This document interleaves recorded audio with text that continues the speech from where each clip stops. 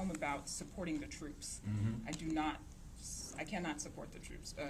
Support the Troops is the name of it. Right. I won't have Yeah. you read it because you're going to read later, but I thought it was very courageous poem. Sure. And my question about it is, how much do social and cultural contemporary issues, how much do you let them infiltrate your work? How Right. much do you try to keep them out? And where does that fit in? I mean, that one, Sure. which is a brave one, because it's Right. basically saying, and I wonder if you could talk about the tone of that one too. Yeah. I mean, I think if like culture is a kind of like sea, I try to like be fully submerged in it and write it. So I know that there are people who think of art and poetry as like kind of getting out of the sea and getting on the bank, and then now you're dry and you're looking out into the water and trying Right. to sort of deal with it. But Right. for me, it's about being in the space, which is why all the poems are not narrative, because when you're in the water, if things are happening simultaneously, it's not this happened. It's not like my feet are wet, but my head is not.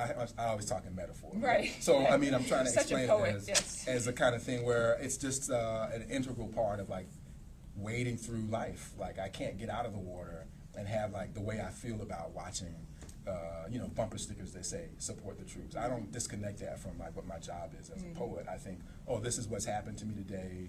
I have a feeling about that. It might not be, again, a narrative feeling, but there's a feeling to it. So I'm going to try to deal with it. So, and then like just sort of a response to that is how you get a poem like that. And so, I mean, I think that's almost a kind of persona poem, because there are poems like the Luther Vandross poem, which are closer to a kind of like, again, a shadow version of me. And in that poem, I was just trying to like sort of do a kind of deadpan delivery around this sense of like, what does it mean to support the troops in the midst of these other things happening, or trying to like address that question, which kept, at the time when I wrote that poem, the question kept sort of coming back, or the kind of given as obviously you support the troops. Right. And Yeah. There's so- I mean, of course you do, but there's Right. there's almost a cultural demand, right? Yeah, So that's why I right. thought it was brave, because Right. people can disagree with the war, you can disagree, Right. but nobody like would question that, right? Yeah, So, yeah. And then one of the things that comes up in that poem, and it comes up in other poems too, is the fact that I'm a product of a military family. My stepfather is in the military for 25 years. My brother, I can't say this on air, I guess, but he was in the military for a long time now. I think maybe he works for the CIA Oh, okay. now. Yeah. And then my grandfather, Uh-oh.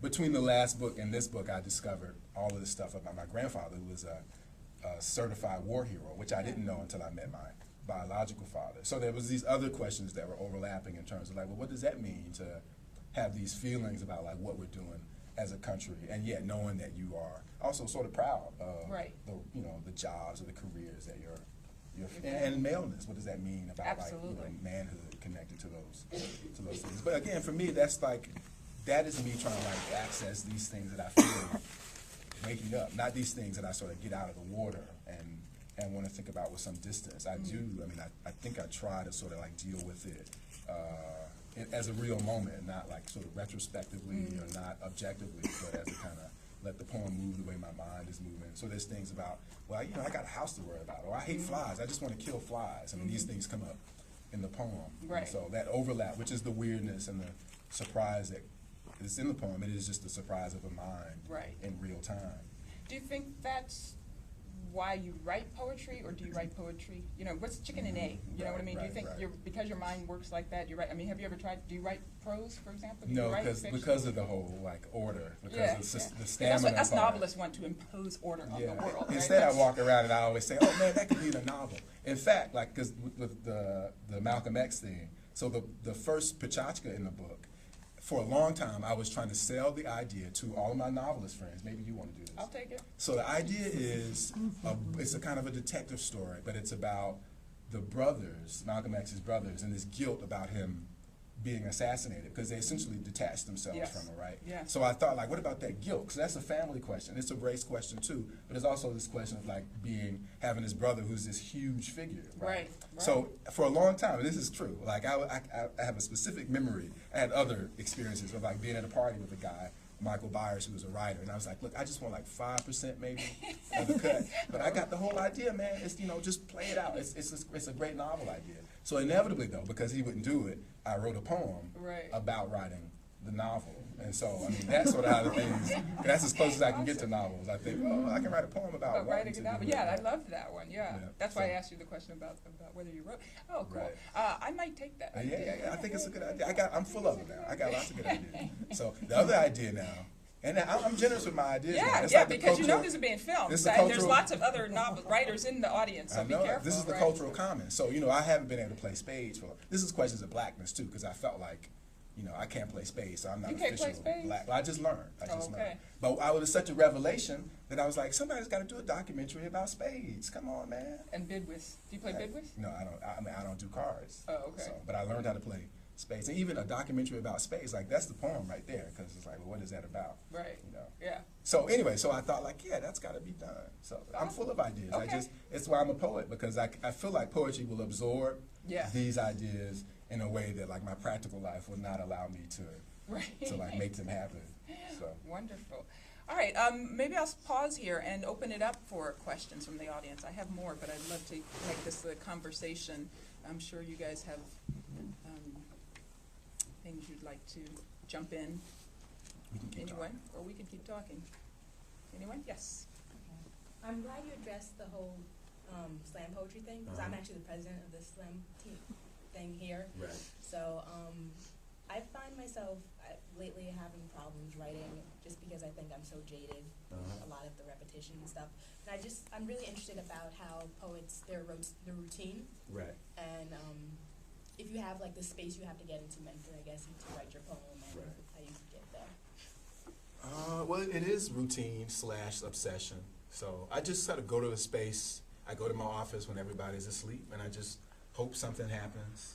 I think, you know, with longer periods of time, I probably would write more narrative poems if I had longer stretches. But instead, it's just like snatches of ideas, moments that interest me, and then I just sort of go back and I scroll them away, and I go back and I just work on them a little bit each day, each night.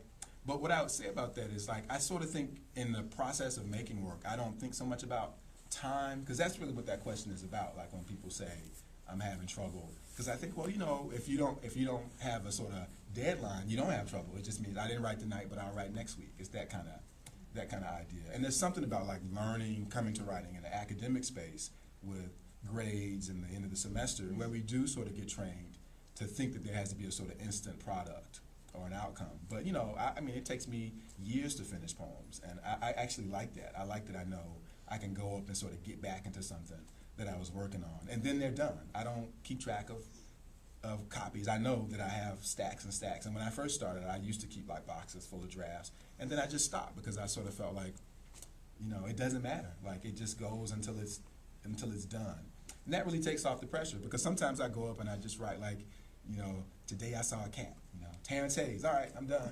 You know, that kind of thing. So I don't know what's going to happen when I go up to work. I just know that I need to go up and work, and that's sort of what you're doing. You're just like waiting for something to happen, and you're not thinking about today I have to write a poem. I mean, I rarely write poems. I just rewrite them. You know what I mean? Mm-hmm. So you don't panic if you've gone a day, a week, a month without having written something? Well, I mean, I think I'm there now. But I always have something going. But it's more like when is the last time I had a poem that I could read out? In fact, I had poems to read out tonight, and then I left them somewhere, so I don't have those. So that keeps me going, like the idea that I know I want to share a new piece, Something new. but that's how I can track it. So like if I do like a reading a month, which is about what I do, usually by the time a reading rolls around, I finish like at least one thing. I think, oh, I'm going to try this out. And sometimes I never read them again. Right. Sometimes I do. But I don't feel like I finish a lot like over the summer is what I would say. But I have stuff. I'm working on it. You know, I have pages and pages of things that I'm shuffling around. And to me, that's the important part, that I'm always working on something, not necessarily like saying I finished a poem a day or, you know, I finished a poem a week. But you always go to your office regardless, Right, right? yeah. So there's that discipline involved, right? Yeah. It's, you know. And I have friends who go to conferences, Yaddo and McDowell, those kinds of places, but I have to sort of work in my office, so Yeah. I'm not a person who can only, go away, right, yeah, when I'm on the yeah. road, I'm not doing Yeah. that much writing. Yeah, I don't get that either. When people can do that, I can't do that. I need to be in my space. Right. But I also like reading. I mean, I think this is part of the academics' life. I think my definition of academic is probably different than other people's because I don't find it to be a nasty word. Like academic means you like reading books, so, and maybe you like talking about them too. So for me, that also is a huge part of it. Like I don't feel that pressure because I'm always reading something. Right. Sometimes it's poetry, but sometimes it's novels and it's essays and it's magazine pieces. So I feel like it's just more about like sort of a constant kind of engagement is what keeps you excited. So if I only wrote poems, then I think I would feel that pressure, Right. that emptiness Right. more, but I don't. I'm like, okay, I'm just gonna go pick up something and read it and then deal with it that way. Cool. So. To me, academic means committee meetings. Yeah. That's why